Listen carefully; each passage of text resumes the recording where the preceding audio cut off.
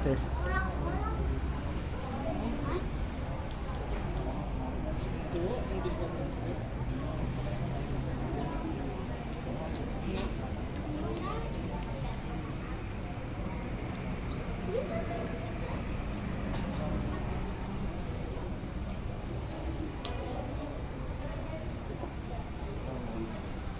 Bawah. Saya. Barakallahu fiik. Jazakallahu khair. Bismillahirrahmanirrahim. Assalamualaikum warahmatullahi wabarakatuh. Innal hamdalillah nahmaduhu wa nasta'inuhu wa nastaghfiruh wa natubu ilayhi wa na'udzu billahi min shururi anfusina wa sayyiati a'malina. May yahdihillahu fala mudilla lahu wa may yudlil fala hadiya lahu. Asyhadu an la ilaha illallah wahdahu la syarika lahu wa asyhadu anna Muhammadan 'abduhu wa rasuluhu la nabiyya wa la rasula ba'dah. Ya ayyuhalladzina amanu taqullaha haqqa tuqatih wa la tamutunna illa wa antum muslimun. Ya ayyuhan nasu ittaqu rabbakumul ladzi khalaqakum min nafsin wahidah wa khalaqa minha zawjaha wa batha minhuma rijalan katsiran wa nisaa'a wattaqullaha alladzi tasaaluna bihi wal arham innallaha kana 'alaykum raqiba. Ya ayyuhalladzina amanu taqullaha wa qulu qawlan sadida yuslih lakum a'malakum wa yaghfir lakum dhunubakum wa may yuti'illaha wa rasulahu faqad faza fawzan 'azima. Fa inna asdaqal kalami kalamullah wa khairal huda huda Muhammadin sallallahu alaihi wa ala alihi wasallam wa syarrul umuri muhdatsatuha wa kullu muhdatsatin bid'ah wa kullu bid'atin dhalalah wa kullu dhalalatin finnar. Ma'asyiral muslimin wal muslimat rahimani wa rahimakumullah. Pada sore hari ini Allah Subhanahu wa taala memberikan kepada kita sebuah kenikmatan yang tidaklah kenikmatan ini dapat kita rasakan kecuali setelah Allah Subhanahu wa taala mengambilnya. Kajian seperti ini jika sudah diadakan maka fabadiru bil a'malis shalih, maka bergegaslah untuk menghadirinya karena bisa jadi tidak ada lagi kajian seperti ini seperti tahun-tahun kebelakang. Semoga Allah Subhanahu wa taala mengangkat wabah ini, memberikan kesehatan kepada kita semua. Amin ya rabbal alamin. Pada hari ini Ustazuna Ustaz Anfarullah syafahullah wa afah masih sakit, kemudian saya diamanahkan untuk menggantikan beliau. Mudah-mudahan hadirin tidak kecewa dengan beliau tidak berhalangan, dan mudah-mudahan Allah Subhanahu wa taala memberikan kepada kita ilmu yang bermanfaat. Pada pertemuan yang telah lalu setahun yang lalu kita membahas tafsir surah Al-Kahfi. Yang pertama tentang Ashabul Kahfi. Kemudian kita juga sudah membahas tentang kisah perjalanan menuntut ilmu Nabi Musa dan Nabi Khidir. Dan pada hari ini kita akan membahas kisah yang berikutnya yang terdapat dalam surat Al-Kahfi, yaitu kisah pemilik dua kebun. Ketahuilah bahwa di dalam surat Al-Kahfi terdapat 4 kisah pelajaran yang sangat berharga. Dan 4 kisah ini memberikan kepada kita satu penjelasan tentang fitnah. Di dalam surat Al-Kahfi ada 4 fitnah yang Allah Subhanahu wa taala jelaskan di dalamnya. Yang pertama adalah fitnatuddin, fitnah agama. Hal ini sebagaimana yang terjadi kepada para pemuda Ashabul Kahfi ketika mereka memperjuangkan tauhid, semata-mata beribadah kepada Allah. Kemudian datang fitnatuddin, paksaan untuk mensekutukan Allah Subhanahu wa taala. Kemudian fitnah yang kedua adalah fitnatul ilm. Fitnatul ilm adalah fitnah ilmu. Dikisahkan dalam kisah perjalanan Nabi Musa dan Nabi Khidir. Fitnatul ilm bisa terjadi kepada siapa saja. Maksudnya apa? Seseorang bisa saja berbangga diri dengan ilmu yang dia miliki, atau seseorang bisa berbangga dengan apa yang dia tidak miliki. Seorang penuntut ilmu yang sudah luar biasa ilmunya, bahkan mungkin sudah berada pada derajat mujtahid, orang yang bisa berijtihad dan mengeluarkan fatwa. Tidak sedikit di antara mereka terfitnah dengan ilmunya, merasa lebih baik dibanding dengan yang lainnya. Dan sangatlah susah untuk mengendalikan diri ketika kita sudah banyak dikenal oleh orang. Maka para salaf terdahulu jika sudah terkenal, orang banyak mengenal dia, dia berusaha untuk bersembunyi. Ya, bukan sebaliknya, semakin terkenal semakin maju. Tapi mereka takut karena di tengah ketenaran mereka itu bisa saja dia merasa lebih dibanding yang lainnya, merasa sombong. Bahkan ketika berjumpa dengan orang, saya lebih bagus, saya lebih alim, saya lebih paham. Ini fitnatul ilm. Dan ini terjadi kepada Nabi Musa alaihissalam. Wa kana Musa qama inda Bani Israel. Musa berdiri di hadapan kaumnya yaitu Bani Israel, kemudian mengatakan, adakah di antara kalian yang lebih alim daripada diriku? Nabi Musa karena melihat dirinya paling alim di situ, sehingga berkata di hadapan kaumnya. Padahal di sana ada hamba Allah Subhanahu wa taala yang sezaman dengan Nabi Musa yaitu Nabi Khidir alaihissalam. Kemudian fitnah yang ketiga adalah fitnatul mal, fitnah harta. Ini yang akan kita bahas pada sore hari ini, yaitu fitnah cobaan harta kepada seseorang. Ya, dikisahkan di dalam surat Al-Kahfi tentang kisah pemilik dua kebun. Kemudian yang terakhir fitnatul riasah, fitnah kedudukan, yang itu kisah Nabiullah, ya, ada yang mengatakan nabi, ada yang mengatakan raja, Dzulqarnain, kisah Dzulqarnain. Ma'asyiral ikhwah wal akhawati rahimani wa rahimakumullah. Allah Subhanahu wa taala berfirman, "Wadrib lahum mathalan rajulaini ja'alna li ahadihima jannataini." Maka Allah Subhanahu wa taala mengatakan kepada Nabi Muhammad sallallahu alaihi wasallam, katakanlah kepada mereka, lahum di sini adalah orang-orang kafir Quraisy. Sababun nuzul ayat ini, ketika kaum Quraisy meminta kepada Nabi sallallahu alaihi wasallam untuk duduk bersama mereka. Jadi ada di golongan Quraisy itu ada orang-orang yang derajatnya tinggi, haib itu apa?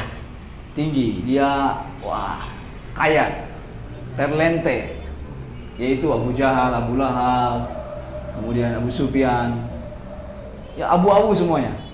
Mereka orang-orang kaya. Itu punya tongkrongan sendiri di samping Ka'bah. Punya tempat duduk sendiri, makan di situ, ngopi, ngobrol-ngobrol sampai menceritakan bersyair. Tapi orang-orangnya apa? Khusus. Ini orang-orang tinggi. Misalnya kalau ikhwah sekarang nongkrong di mana? Di Pecel Lele. Aduh, anak biasanya di restoran. Ya. Ini beda tongkrongannya. Mereka mengajak Nabi Muhammad SAW untuk ikut nongkrong bersama kita. Ini untuk biasanya kalau orang diundang dan diundangnya itu sama orang besar, kita terasa seperti selevel dengan mereka. Misalnya kita derajat ekonominya merayap lah. Diundang makan atau meeting di tempat orang-orang yang ekonominya langit. Pas kita duduk sama mereka, serasa kita ini satu level gitu. Padahal dompetnya tipis.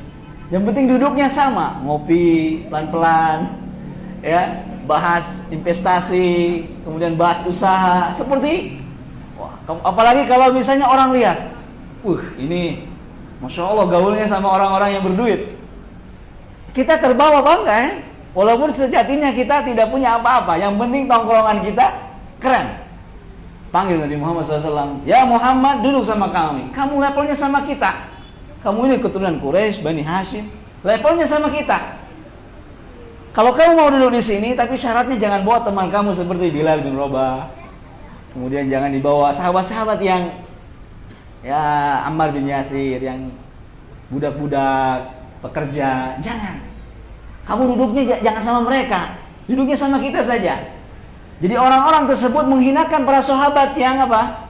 Yang miskin, yang tidak punya kedudukan, yang nasabnya mungkin di bawah mereka. Dan ini real terjadi. Ketika saya lihat teman-teman Saudi itu hanya mau duduk dengan orang Saudi saja. Jarang orang Saudi mau duduk dengan orang kewarganegaraan yang lain. Atau milih-milih. cari dulu nih apa tampilannya bagus atau tidak, baru dia mau berkomunikasi. Rata-rata mereka itu berkelompok, bergerombol. Bisa jadi sesuai dengan kabilahnya, karena pakaiannya, atau dia punya mobil atau tidak. Jadi memang terlihat, ya, sangat bangga dengan nasab mereka, dengan harta mereka. Nabi Muhammad SAW ketika mendengar tersebut merasa dihinakan sahabat yang lainnya. Maka Allah Subhanahu wa taala mengisahkan tentang tidak ada gunanya harta bagi seseorang dibanding dengan ketauhidan Allah Subhanahu wa taala. Jika seandainya, ya, Abu Lahab, Abu Jahal tersebut ditimbang dengan Bilal bin Rabah, mantan budak, sejatinya Bilal bin Rabah lebih berharga, lebih mulia, lebih di antara mereka di hadapan Allah Subhanahu wa taala. Maka Rasulullah sallallahu alaihi wasallam mengatakan, "Innallaha la yanzuru ila suwarikum wa amwalikum." Allah tidak melihat kepada wajah-wajah kita. Wajah kita ada yang lonjong, ada yang gemuk, ada yang hitam, ada yang putih, ada yang berjenggot, ada yang tidak. Itu tidak. Allah tidak melihat wajah-wajah kita. Wala ila amwalikum, dan harta kita, berapa rekening kita jumlahnya, berapa tebalnya dompet kita, apa kendaraan kita, itu tidak. Bukan standar Allah Subhanahu wa taala untuk menilai manusia dari itu. Walakinnallaha yanzuru ila qulubikum, tetapi Allah melihat kepada kalian itu kualitas apa? Kualitas hati kita. Dan dalam hati ini ada apa? Ada takwa dan iman. Kata Nabi SAW, al-imanu hahuna, at-taqwa hahuna, di dalam hati kita. Maka yang menjadi kemuliaan itu apa yang ada di dalam hati kita. Kemudian setelah itu Allah Subhanahu wa taala mengatakan, wadrib lahum, berikanlah kabar kepada mereka orang-orang kafir Quraisy, mathalar rajulaini, tentang dua kisah, dua anak, dua orang laki-laki. Ja'alna li ahadihima, kami berikan salah satu di antara keduanya. Ada dua orang, dikasih yang satunya ini jannatain, sebuah kebun. Jannah itu di dalam bahasa Arab memiliki beberapa makna, di antaranya dan jannah itu surga, dan juga sering juga dikatakan jannah itu adalah kebun atau bustanun. Jannah sebuah, jannatain dua kebun. Min a'nab, dari buah anggur. Kenapa tidak padi? Karena di zaman Nabi tidak ada padi. Bagaimana mungkin Al-Quran berbicara atau mengkisahkan sesuatu yang tidak terbayangkan oleh orang Arab? Betul tidak? Karena kan di Indonesia yang padi. Di saat itu yang orang terbayang itu apa? Kurma, gandum, atau apa? Anggur. Dan kenapa anggur? Anggur itu makanan yang mulia dan yang berharga setelah kurma. Dan anggur juga di beberapa tempat salah satu komoditi barang yang mahal. Kalau dibuat apa tuh? Kismis. Jadi orang ada yang makan kurma, ada yang makan kismis. Yang makan kismis ini orang-orang yang berduit. Karena kismis itu mahal, tidak? Mahal. Anggur satu karung dibuat kismis jadi satu kresek. Betul tidak? Karena kempes. Kismis. Jadi tanaman di sana adalah tanaman anggur. Wa hafadnahuma binakhlin. Nah, biar paham. Ini kebun. Dua kebunnya. Kebun. Dikasih dua kebun, bukan satu kebun, dua kebun. Wa hafadnahuma binakhlin. Kemudian di pinggir kebunnya itu ditanam pohon kurma. Kenapa enggak kurma di tengah, anggur di samping? Kenapa? Nah, kalau misalnya anggurnya di samping, buat apa kurma di tengah-tengah? Kurmanya itu dijadikan sebagai apa? Pagar. Agar anggurnya tidak dimakan binatang, tidak terkena angin kencang atau sebagainya. Jadi dikelilingi oleh apa? Oleh pohon kurma. Ini bisa dijadikan bahan ini, tesis. Apa nih? Sistem perkebunan sesuai dengan surat Al-Kahfi. Jadi yang dibuat pagar itu pohon kurma, tengahnya kebun anggur. Wa hafadnahuma binakhlin, dikelilingi pohon anggur, pohon kurma. Wa ja'alna bainahuma zar'a, di tengah-tengahnya apa? Ada Ada space. Apa itu space? Jarak. Buat apa? Wa hafadnahuma binakhin wa ja'alna bainahuma zar'a kiltal jannatayn atat ukulaha wa lam tadhlim minhu syai'a wa fajjarna khilalahuma nahara. Dua kebun itu menghasilkan buah yang terus-menerus. Di sini ada dua komoditi barang, apa itu?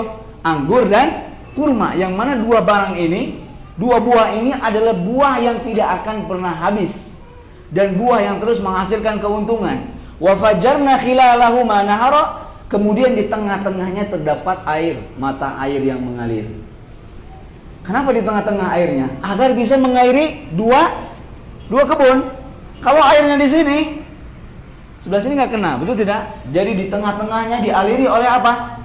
Oleh air. Kalau orang punya kebun seperti ini, ibaratnya penghasilannya 7 turunan tidak akan habis. Ya, ini dua kebun besar, di sampingnya ditanam kurma, kemudian ada anggur. Airnya jangan putus asa. Airnya sudah disediakan oleh Allah Subhanahu wa ta'ala.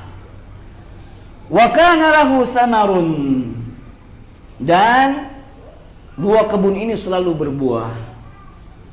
Barulah di sini dikisahkan bagaimana fitnah harta menggiurkan seseorang. Dua orang tadi, kata para mufassirin, dua orang tadi, siapakah yang diberikan kebun? Ternyata yang diberikan kebun adalah orang yang kafir, orang yang tidak beriman kepada Allah Subhanahu wa ta'ala. Sedangkan yang teman satu lagi adalah temannya yang miskin. Inilah terbukti bahwa sekarang juga kekayaan itu dipegang oleh siapa? Orang-orang kafir. Di Sukabumi siapa yang paling kaya? Paling itu-itu saja orangnya. Dan jarang di antara kaum muslimin, betul tidak? Baca saya kemarin lihat orang-orang terkaya di Malaysia, semuanya namanya orang-orang kafir. Di Indonesia namanya Jawa, tapi mukanya bukan orang Jawa. Luar biasa kekayaan orang kafir. Bahkan mereka itu saking banyaknya uang bingung. Ada yang beli hutan, ada yang beli pulau, ada yang beli lapang golf, ada yang saking banyaknya uang.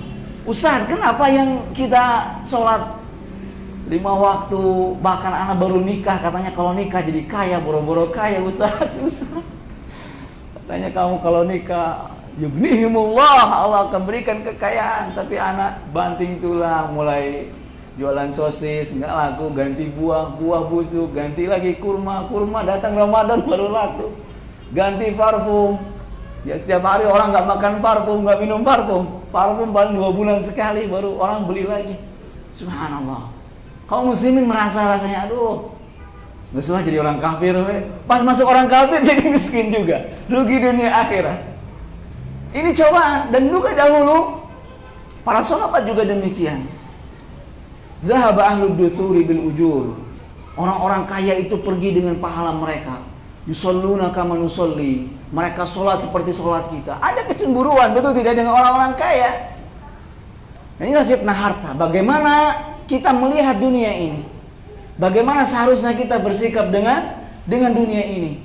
Teman yang satu lagi, ini derajatnya lebih rendah dibanding teman yang diberikan dua kebun tersebut. Wa kana lahu thamarun. Kata Imam Ibnu Katsir rahimahullah,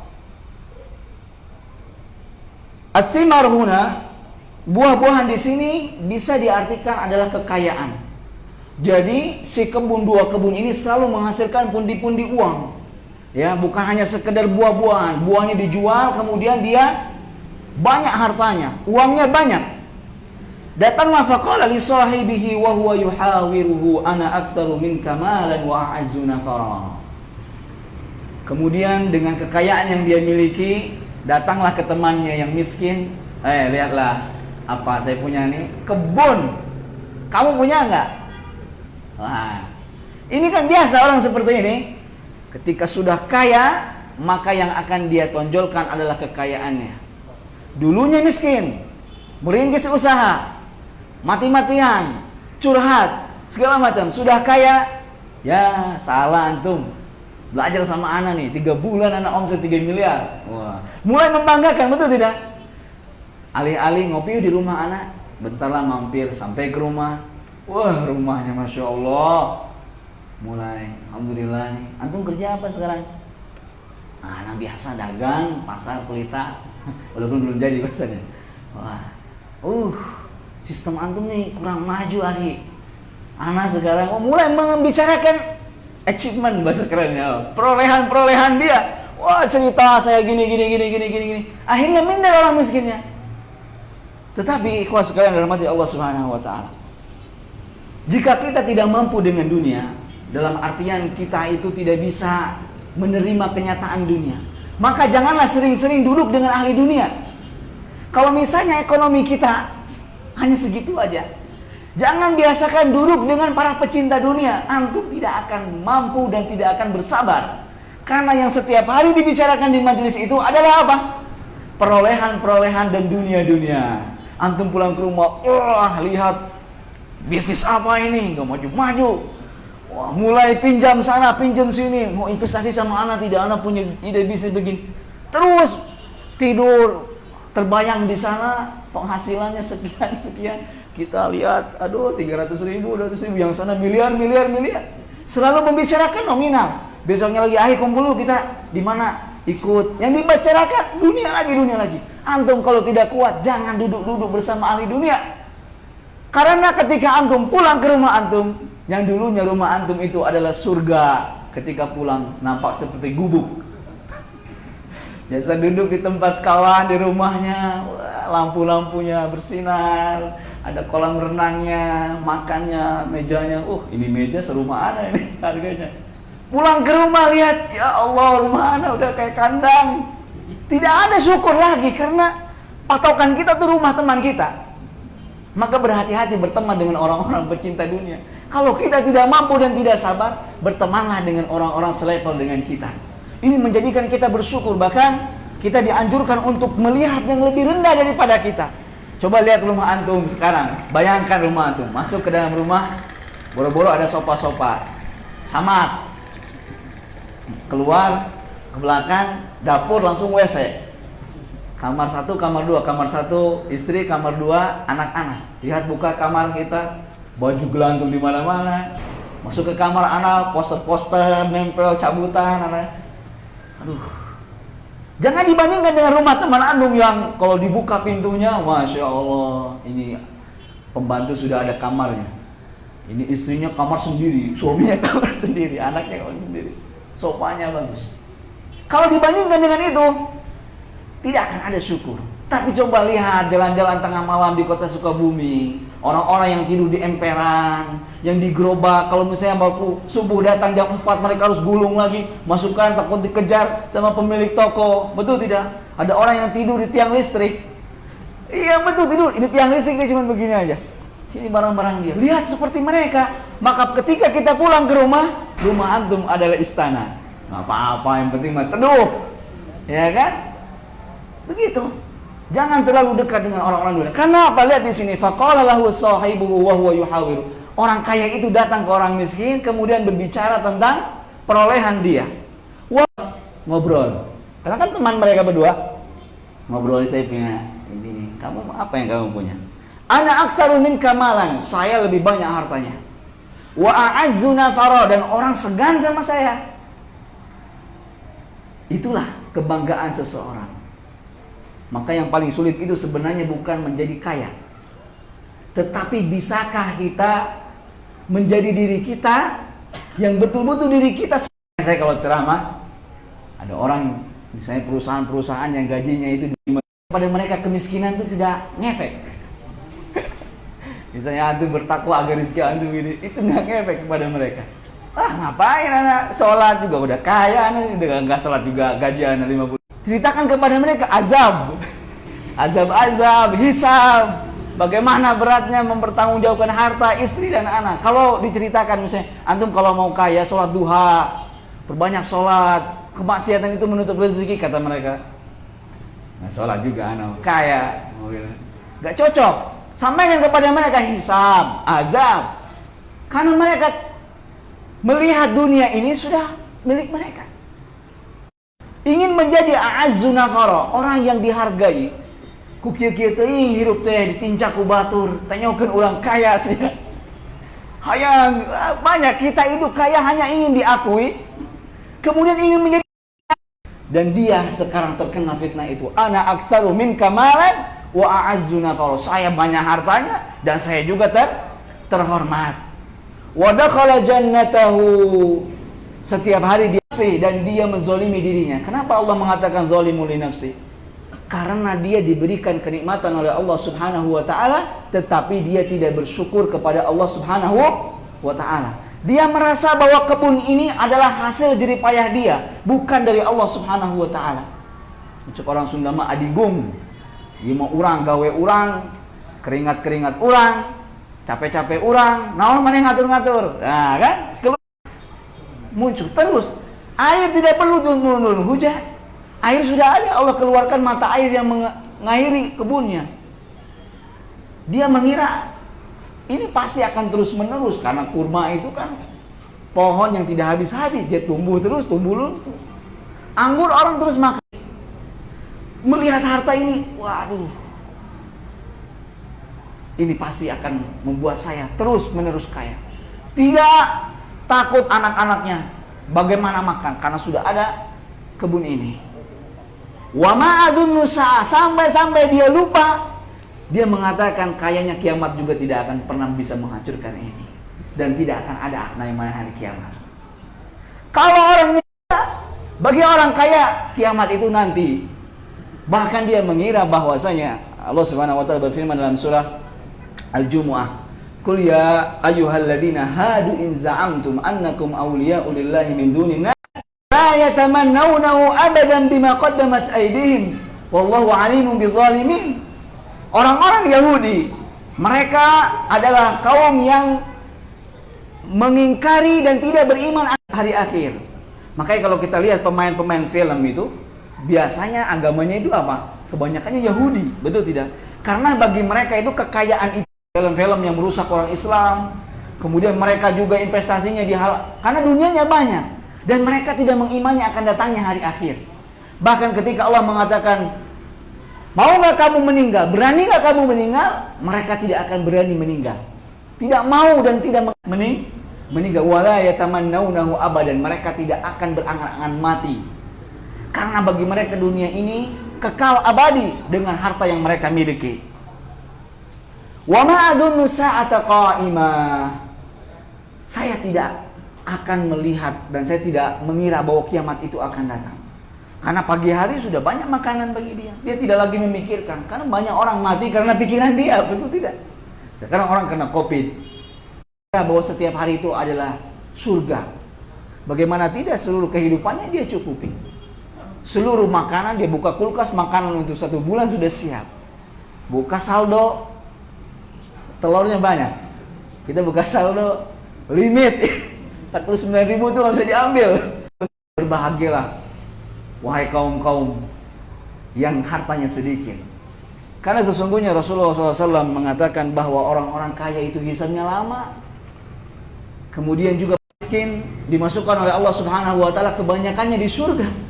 Betul tidak? Kebanyakan penduduk surga itu orang-orang yang miskin. Karena orang-orang miskin, ya kehidupannya apa yang mau dihisab? Betul tidak? Maka sangat kebangetan kalau ada orang miskin tidak beramal soleh. Ruginya double. Sudah miskin di dunia, miskin di akhirat. Sudah di dunia, lain barang siapa yang memiliki istri, maka dia seperti seorang raja. Cukuplah kita lihat kehidupan Nabi SAW. Kehidupannya yang sederhana, tidak perlu menunjukkan hal-hal yang kita ingin selalu dianggap oleh orang lain. Nabi SAW seandainya ingin beliau duduk di singgasana emas, sudah datang singgasana emas. Jika beliau ingin istana yang megah, beliau sudah memiliki istana yang megah. Tapi beliau tahu, kun fid dunya ka'annaka gharibun aw 'abirus sabil. Dalam riwayat lain kata Nabi SAW, jadilah engkau hidup di dunia seperti orang yang sedang bepergian, kemudian ada sebuah pohon untuk berteduh, minum sejenak, kemudian berangkat lagi. Pohon itulah disebut dengan dunia. Jangan terlalu lama kepada Allah Subhanahu wa taala. Antum sekarang punya rumah mewah, mobil berjejer, motor, kekayaan. Ingat, suatu saat nanti antum akan meninggalkan itu semua karena antum sedang berjalan hanya berteduh saja. Kalau begitu saya berakad hari ini saya akan miskin. Boleh tidak berangan-angan menjadi miskin? Ada dalilnya, ya Rasulullah SAW mengatakan Allahumma amitni miskinan wasyurni ma'a jumuratil masakin. Matikan saya dalam keadaan miskin. Ini disebutkan oleh Syekh Bakar Abu Zaid dalam kitab Minhajul Muslim ketika Nabi. Tapi hadis ini diriwayatkan oleh dalam Al-Mustadrak, diriwayatkan oleh Hakim Al-Mustadrak. Biasanya hadis-hadis diriwayatkan oleh Hakim dalam Mustadrak itu sering ada masalah dalam sanadnya. Tetapi dalam kitab Minhajul Muslim, Syekh Bakar Abu Zaid memberikan syahid atau contoh bagaimana kemuliaan orang-orang miskin. Nabi mengatakan Allahumma amitni miskinan, ya Allah matikan aku dalam. Tapi pas anak turun mobil ustaznya Pajero, tapi kajian zuhud, ustaznya nggak zuhud. Ikhwan, antum jangan tertipu dunia. Tapi kalau kajian, wah tabletnya iPad harganya 25 juta, seharga motor. Kemudian apa yang dijawab oleh mereka? Ya akhi, zuhud itu bagaimana sikap kita terhadap harta, bukan banyaknya harta kita. Walaupun banyak, tetapi zuhud maksudnya gunakan harta semampunya, secukupnya. Dan anak meninggal, nanti anak-anak mengemis-ngemis. Dan ini ada dalam Al-Quran, wal yakhshal ladzina law taraku min khalfihim dzurriyyatan di'afa khafu 'alaihim. Dalam surat An-Nisa Allah mengatakan, takutlah kalian ketika kalian meninggal, kalian tinggalkan keluarga kalian dalam keadaan miskin. Makanya ada namanya warisan. Kita boleh mencari dunia, tapi ambillah secukupnya. Kemudian seperti orang ini menjadi lupa terhadap Allah Subhanahu wa ta'ala, atau menjadi seorang yang serba kekurangan tetapi beriman kepada Allah, maka pilihlah orang yang kekurangan, yang beriman kepada Allah Subhanahu wa ta'ala. Dunia ini adalah racun, tetapi orang meminum ketasaran. Dan ingatlah Allah Subhanahu wa ta'ala usaha ikan, antum usaha padi, antum usaha makanan, tapi sampai sekarang antum gak kaya-kaya.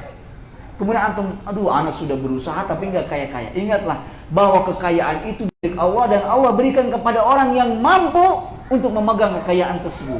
Makanya kalau di sini ada orang yang kaya, berarti Allah telah mengamanahkan antum bahwa antum mampu memegang kekayaan tersebut. Dan bagi orang yang sampai sekarang masih kekurangan, mungkin kalau sudah diberikan kekayaan nantinya jadi lupa. Bukankah Allah Subhanahu wa ta'ala memberikan kepada antum yang terbaik? Ustaz, saya dari dulu motor Beat tahun 2007. Ini sudah tahun 2021, motor saya masih 2000. Marketing Beat.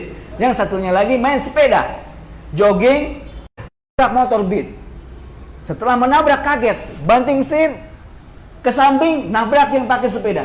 Banting lagi, menggilas atau menabrak yang berjalan. Jadi 3 orang yang sudah tahu bagaimana ibu-ibu random yang membawa motor.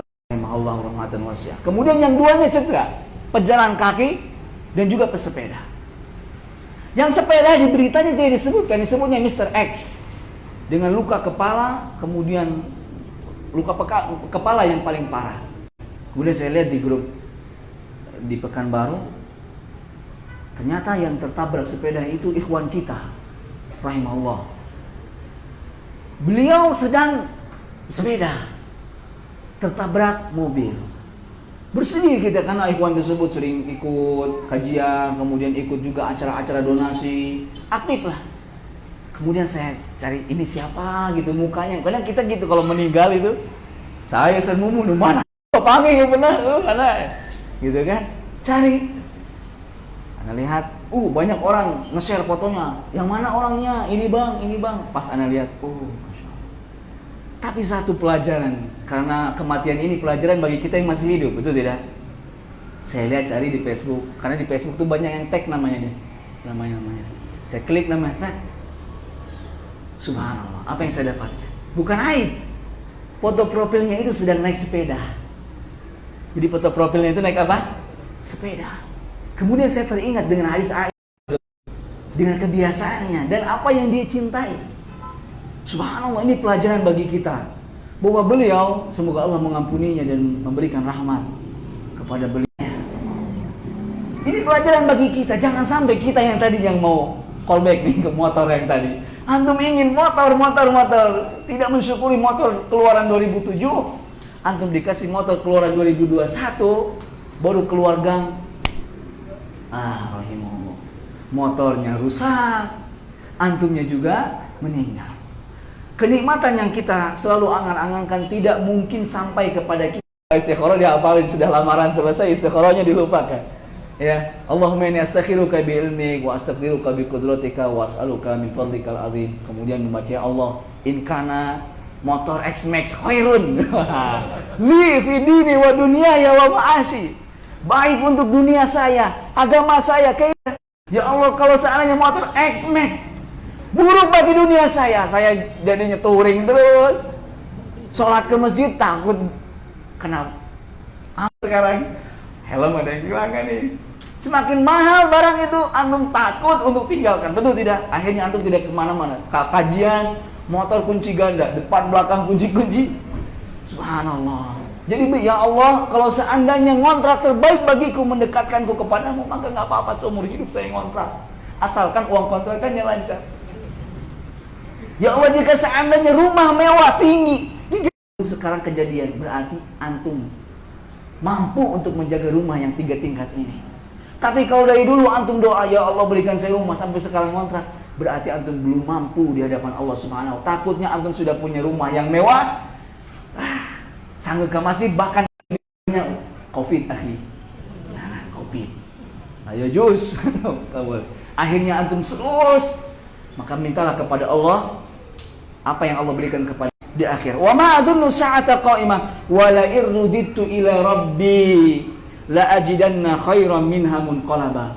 Kata dia, kalaupun aku mati, kasar-kasarnya saya mati, kata dia pasti saya akan mendapatkan jauh lebih bagus di akhirat nanti. Subhanallah, nih orang planningnya ya di dunia foya-foya, mati masuk surga. Lihat, inilah karena orang malaikat disogok apapun tidak bisa. Tapi kenapa seperti ini? Kan Ustaz, masa ada begitu? Iya, kalau orang sudah pola hidupnya dibiasakan sogok sana sogok sini, ya kan? Turun dari mobil, gablek, wah, kaya nih. Turun, orang kan mengapa? Biasa, karena dia di dunia nanti gitu, ketika meninggal orang bersalah masuk surga langsung. Ya Allah, inilah angan-angan orang yang bodoh. Dia tidak bisa membeli surga dan neraka itu dengan uang. Surga itu harganya tidak bisa dibeli dengan uang. Makanya yang miskin dan yang kaya bisa membeli semuanya. Karena dengan apa? Amal saleh. Wala irrudutu ila rabbi la ajidanna khairan minha munqalaba. Kemudian lihat. Aduh, ini kaya sebelah sini. Yang teman kamu setelah berpindah dengan saya kok jadi kaya. Tetapi bukan berarti seteman telur ayam ini berhenti untuk menasihati. Jika dia yang tadinya merintis dagang ke masjid sama-sama kajian barang, ternyata setelahnya, wah Masya Allah hidupnya sudah makmur, sedangkan ini masih terus aja keluarin telur, masukin lagi nggak laku-laku. Tetapi ingat, kewajiban kita bersama teman kita adalah menasihati. Maka bersyukurlah kalau masih ada teman yang terus menasihati kita. Teman ini mengatakan, akafarta billadzi khalaqak. Kamu sekarang sudah betul-betul melupakan Allah. Apakah kamu kafir? Apakah kamu kufur? Apakah kamu mendustakan siapa yang menciptakanmu? Dan kamu diciptakan, kamu sekarang jadi laki-laki, jadi orang. Pertanyaannya, kenapa dikatakan kamu diciptakan dari tanah? Kita diciptakan dari apa? Kita diciptakan dari air sperma. Betul tidak? Tidak ada di antara kita diciptakan dari tanah. Yang diciptakan dari tanah itu cuma satu orang, yaitu Abuna Adam alaihissalam. Dan tidak ada yang diciptakan dari tanah kecuali Adam. Ada jelma hidung. Diciptakan dari tanah itu hanya satu, Adam alaihissalam. Dan Hawa diciptakan dari tulang rusuk Adam. Tetapi di sini ingin menjelaskan manusia itu asal muasalnya dari mana? Dari tanah. Ulah adigung, jangan sombong. Kamu akan kembali kemana? Ke tanah. Lakinnahu wallahu rabbi la wala usyriku bi rabbi ahada. Dan dialah Allah Subhanahu wa taala, aku tidak akan mensekutukan memberi. Yang kita minta tidak akan habis-habis Allah memberi. Buktinya sampai sekarang kita masih bisa bernafas. Atas siapa? Rizki dari Allah Subhanahu wa taala. Punya anak, punya istri. Maka orang-orang yang tidak memiliki kekayaan seperti orang kafir, Jangan pernah putus asa, karena kita semua memiliki Allah Subhanahu wa ta'ala, dan itu cukup bagi kita dibanding dengan dunia dan seisinya. Walaula id dakhalta jannataka, ini advice, nasihat. Mane ulah gitu. Terus lamun maneh asup ka jero kebon, walaula id dakhalta jannataka, kamu jangan lupa qulta masya Allah, katakanlah masya Allah. Ini nasihat seorang teman kepada temannya yang sudah keluar dari jalan yang benar. Kalau kamu masuk, ucapkan masya Allah, karena walaupun sudah ada airnya, kemudian sudah ada pohon wa ta'ala, dan aku berharap semoga Allah Subhanahu wa ta'ala memberikan aku jauh lebih baik dibanding dengan kebunmu. Inilah kalau kita meminta kepada Allah, bukan dan tidak semesti harus sama. Misalnya teman kita punya rumah 2 tingkat, tidak mesti kita harus minta plek seperti yang dia miliki. Misalnya, Allah, saya ingin punya rumahnya sama kayak Ustaz Mumu, percis, kiri kanan 2 tingkat. Ya Allah, jangan. Tapi berdoa begini, ya Allah, berikan saya rumah yang lebih baik dibanding dengan rumah Ustaz Mumu.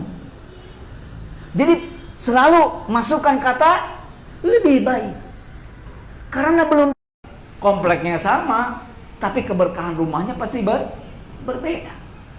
Maka ya Allah, berikan saya jauh lebih baik daripada yang kau berikan kepada saudara-saudara saya.